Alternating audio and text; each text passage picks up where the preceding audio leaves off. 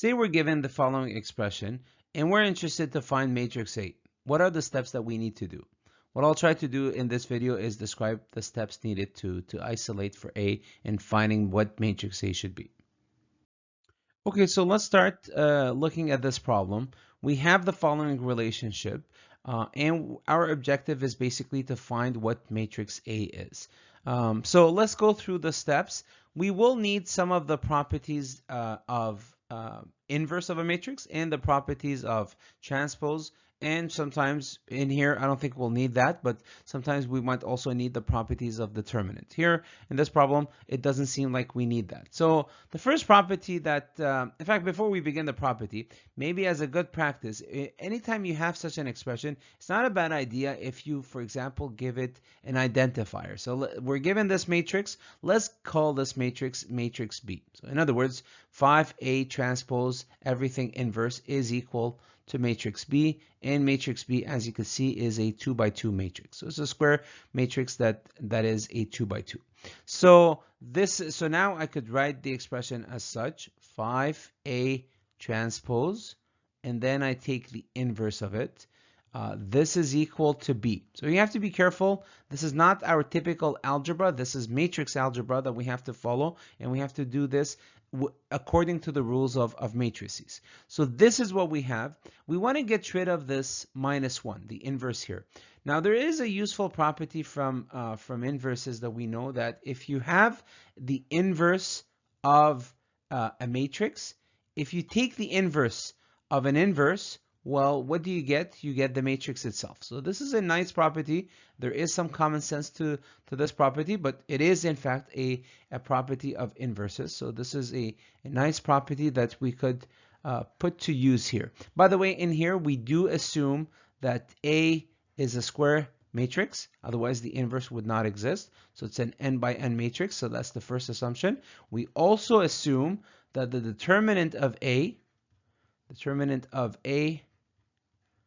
does not equal to 0. Otherwise, the inverse would not exist. So these are two assumptions that are kind of built in within this property. So now that we know this property, let's apply it here. Let's essentially, let me just rewrite it. So we have 5A transpose to the -1. Let me put it in a different bracket around it. And this is equal to B. Whatever I do on the left side, I also have to do on the right side. So if I put it to the power of -1, so I take the inverse of this entire result, I also have to do the inverse of the right-hand side as well. Minus and minus will get us back to this expression. So just the 5A transpose expression. So 5A transpose is equal to B inverse. So far, what I've done, I've used this property and I came to this expression here. I'm still not done. I need to isolate for A. So what I could do potentially at this point is maybe divide by 5 on both sides. So what I could do is I could divide by 5 here. I'll be left with A transpose, and I divide by 5 on the right hand side. I'll have a 1 over 5 B inverse like this. So that's the, so far what we have is we have this. Now there is another property that comes to us from transposes of matrices. So the transpose of a matrix, we know this property. If you have some matrix A and it's transposed, and you transpose it again, well, what you get back the original matrix. You get back matrix A, and I think this is too has some common sense built in it. So this is a useful property that we could apply. By the way, in here, the matrix does not have to be a square matrix. It could be any n by m matrix. So there is no requirement for it to be square. So if you take the transpose of a matrix and you transpose that, you get back the original one. So maybe what we could do is apply this property here. So this is the second property that we're introducing to you. So I have this, I transpose it, and if I do something on the left hand side, well, I also have to do it on the right hand side. So I have 1 over 5 B inverse. I have to transpose this as well. So let's update what we have. So A transpose gives us A, matrix A. And now what I have on the right hand side is the following: 1 over 5 okay, B inverse, and then everything in a bracket transpose, like this. So the other property that we could also um, uh, kind of remember when we deal with transposes is the following. If I have some scalar, let's call it K, multiplied by some matrix A, and then I transpose the entire thing. Well, the scalar is not impacted by the transpose, so I could just put it outside this, and then my matrix is what I will transpose. So this is what I will have, and so let me just clarify. So here, so this is the property. This is another property of transpose that we're using. So this is, let's call it property 1. This is property 2. This one here is property 3. Here we assume, what is assumed in here is that K is a is element of R1. Okay, so this is a scalar. And then A, what we assume here, A is element of Rn by M. So there is no requirement for it to be square. So this is a matrix. Okay, so let's use this property here, the third property in this with the result that we have right now. So 1 over 5 is not impacted by the transpose, so I could just write it as 1 over 5. This is our scalar. This is basically our K. And then B inverse transpose, well, this is the one that we could now just have the transpose on it. So that's nice, and this is essentially what we got. So this could be something that we could do. We could in fact do. We do have matrix B. We can find its inverse, and then we transpose it, and then we divide every entry by 5, and this gives us what matrix A should be. However, if you're interested, I could also show you another property that I think is also valuable to know. The other property is as follows. If I have some matrix A, and I do its inverse, and then I take its transpose, I could interchange these two operations. I could in fact do A transpose and then inverse it. So this is possible to do. This we could certainly do. And by the way, in here, we do have the requirement that A must be square. So it has to be an n by n.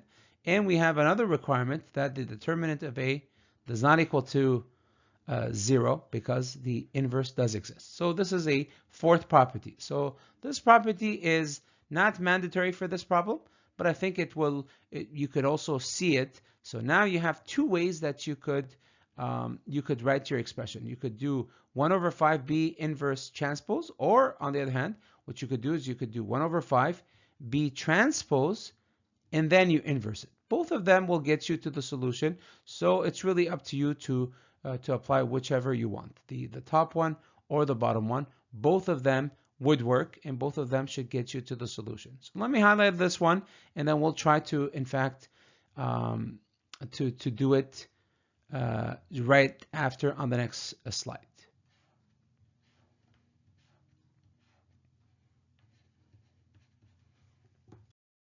Okay, so far we obtained the following result, that matrix A, and let's not forget we called this matrix B. We obtained the following result, that A is equal to 1 over 5 B transpose, and then we take its inverse, or if you will, you could do B inverse and then take its transpose, but I will do this one here in this video. So let's give it a try, and let's see if we can find this matrix A. So how do we do this? Well, this is what we do. As a first step, we have our matrix B, which is this. We now need to find the transpose of this matrix. It's a 2 by 2. It will remain a 2 by 2. If I take the transpose, the rows becomes columns. So minus 3, minus 1 is now shown as such. It becomes a column. The 5, 2 row becomes as such. It becomes a column, like this. Okay. The next thing that I need to do is I need to find the inverse of this new matrix that I obtained. So this is what I will do. I will do B transpose, and I want to find its inverse. This is equal to essentially the determinant of this expression. So B transpose, determinant of it, right? And then we basically apply the inverse for a 2 by 2. If you've forgotten how to find the inverse of a 2 by 2, this is how it's done. So I'm going to put it on the side. If I have some matrix A, it's a 2 by 2. This is exclusively true for a 2 by 2, and it looks like this. We have A, B, C, D, and I want to find its inverse. Well, it looks like this. The inverse is essentially the determinant of this 2 by 2, which is AD minus BC.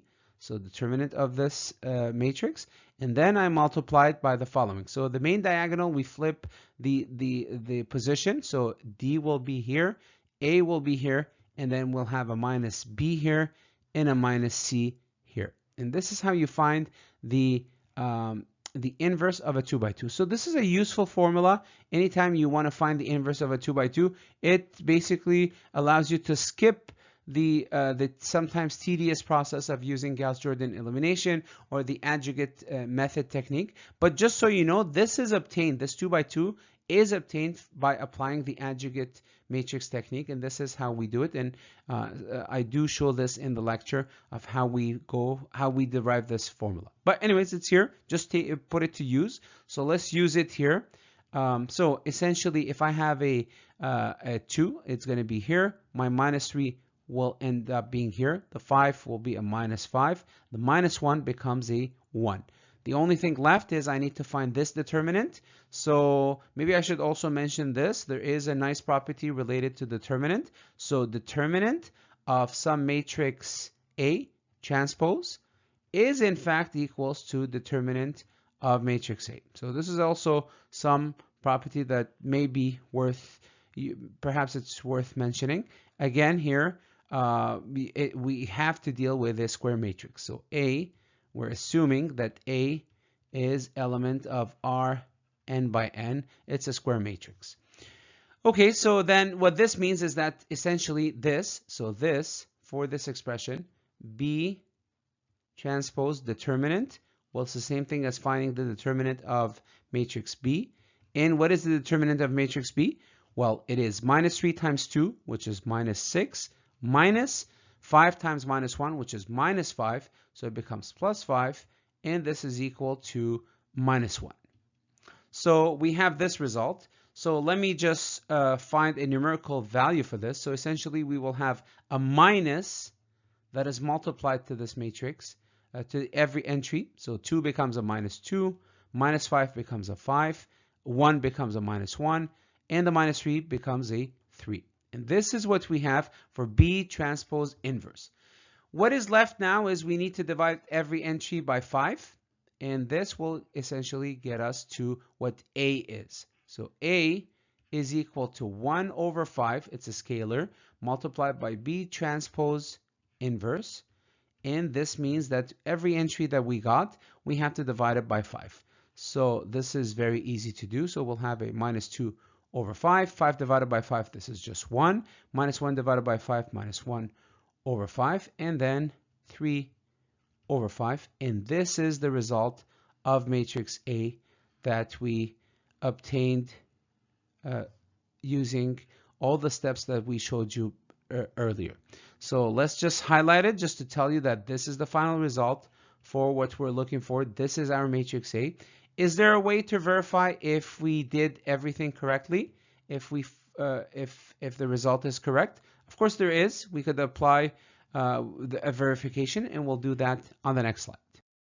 Okay, so now we want to verify that the result that we got is indeed correct. So what did we get so far? Well, we got this. We got that matrix A is equal to the following entries: minus 2 over 5, minus 1 over 5, 1, and 3 over 5.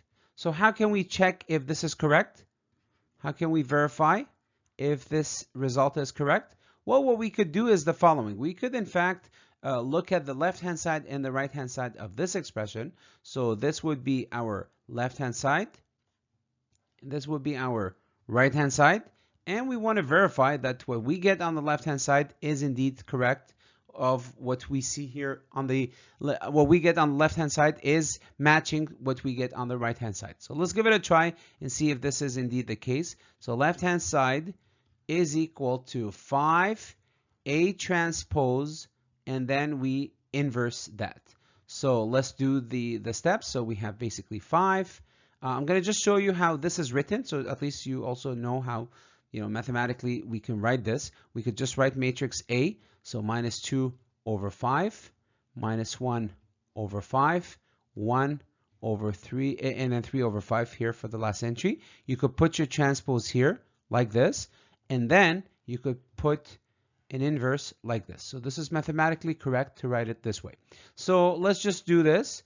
So this becomes your 5, and let's apply the transpose. So the rows becomes column. So we'll have a minus 2 over 5 here. We'll have a 1 here. We'll have a minus 1 over 5 here, and then 3 over 5 here. So we took care of the transpose. What is left at this point, well, we still have to multiply it by the scalar 5 and then take the inverse. Let's multiply it by the scalar 5. So every entry is multiplied by 5. And what does this give us? Minus 2 over 5, this becomes minus 2. Minus 1 over 5, this becomes minus 1. 1 becomes 5. And then 3 over 5 becomes simply 3. So this is after we multiply it by the scalar. At this point, we simply need to take its inverse. How do we get the inverse? Well, we need to find the determinant of this matrix. So the determinant will be 1 over the main diagonal multiplied together. So minus 2 times 3, 3. This becomes minus 6. Minus 1 times 5. This is minus 5. We add it to 5 like this. Okay, and then we apply how we showed you earlier how to deal with the 2 by 2. We change the order of the main diagonal. So the 3 goes here. The minus 2 is now here. The minus becomes a positive, and the 5 becomes a negative. It becomes a minus 5, like this. So now let's just see what we get. So minus 6 plus 5, well, this is basically equal to minus 1. And essentially what this means is that we multiply every entry of the matrix by a minus 1. So 3 becomes minus 3, 1 becomes a minus 1, minus 5 becomes a 5, and minus 2 becomes a 2. And this is what we got.